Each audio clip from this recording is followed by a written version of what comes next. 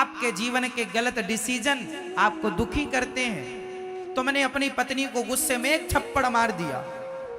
पत्नी मायके छोड़कर, ससुराल छोड़कर मायके चली गई। मेरे पति ने मुझे थप्पड़ मारा, अब मैं लौट कर नहीं आऊंगी। अब तुम्हें रो रहे हो, गुरुजी हमने गलती की, पत्नी को मार दिया, क्षमा मांगी, पर वो सुन नहीं रही है, बात नहीं हो रही है। तुमने अपने गुस्से पर कंट्रोल क्यों नहीं किया? जिस इंसान का खुद पर कंट्रोल ना हो वो इंसान कैसा?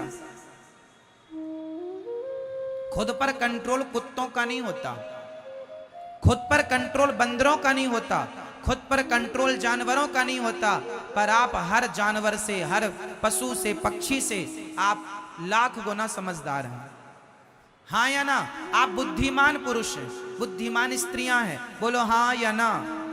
जब बुद्धिमान हो तो अपनी बुद्धि का प्रयोग करते क्यों नहीं हो? रोते ही क्यों रहते हो तुम? शिकायत ही क्यों करते हो? हे भगवान तुमने ये नहीं दिया, भगवान ने नहीं दिया। भगवान ने दो हाथ पांव दिए तो हैं, अडानी अंबानी के भी दो हाथ पांव हैं, और मेरे भी दो हाथ पांव हैं, और भिखारी के भी दो हाथ पांव हैं। भगवान ने सबको एक सा बनाया था। तुम्हारे गुण खराब हो गए, कर्म खराब हो गए, इसमें भगवान का क्या कसूर है?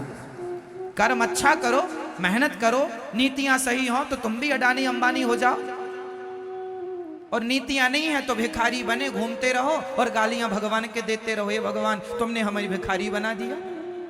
भगवान ने तो इंसान बनाया था साहब, इंसान से तुम भिखारी हो गए। भगवान ने इंसान बनाया था, इंसान से तुम शैतान हो गए। भगवान ने इंसान बनाए थे, इंसान से कोई ध्रुव और प्रहलाद हो गया, इंसान से कोई राम और रावण हो गया। राम भी दो हाथ पांव वाले थे, रावण भी दो हाथ पांव वाला था, कृष्ण भी दो हाथ पांव वाले थे, और कंस भी दो हाथ पांव वाला था।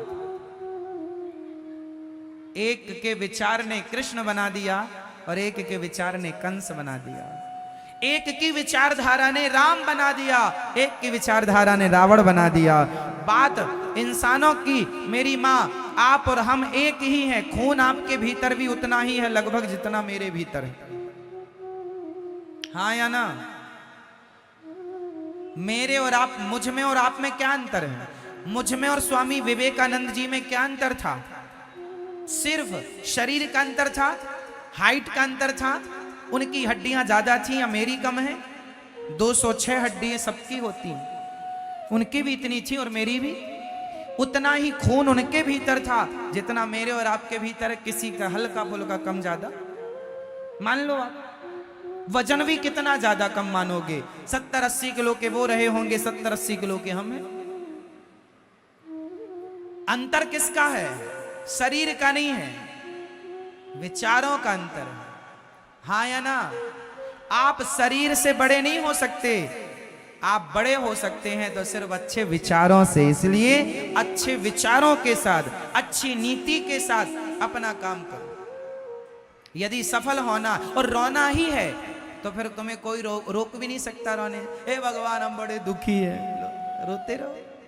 ये हमारी मैयाएं रोती रहती हैं, महाराज हमारी बहू सुनती नहीं है, ये भी कोई दुख है?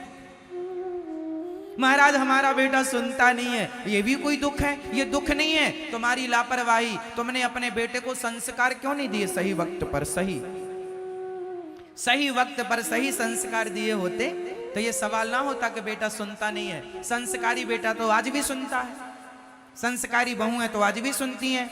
हर माँ बाप अपनी बेटी और अपने बेटे को संस्कार दें तो ये सवाल खत्म हो जाएगा कि बेटा सुनता नहीं, बहू सुनती नहीं। संस्कार देना छोड़ दिया इसलिए ये सवाल खड़े हो गए। और दोष किसको? हे भगवान तुमने, भगवान ने कहा था कि तुम इस बहू से विवाह करो, इस लड़की से।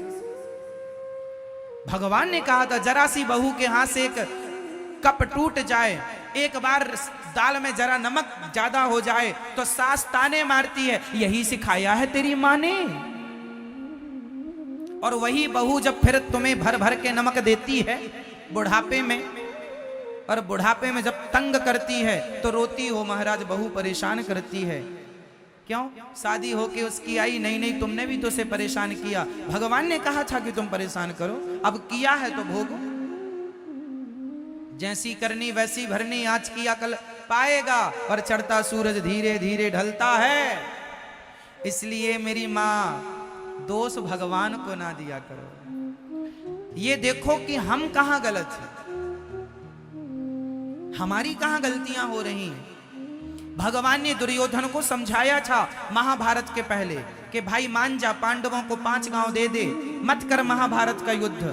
समझाया था कि नहीं? किस किस को यह बात पता है कि समझाया था? मैया आपको पता है समझाया था? भगवान गए थे समझाने, हाँ या ना? बताओ, समझा था दुर्योधन? बोलो बोलो।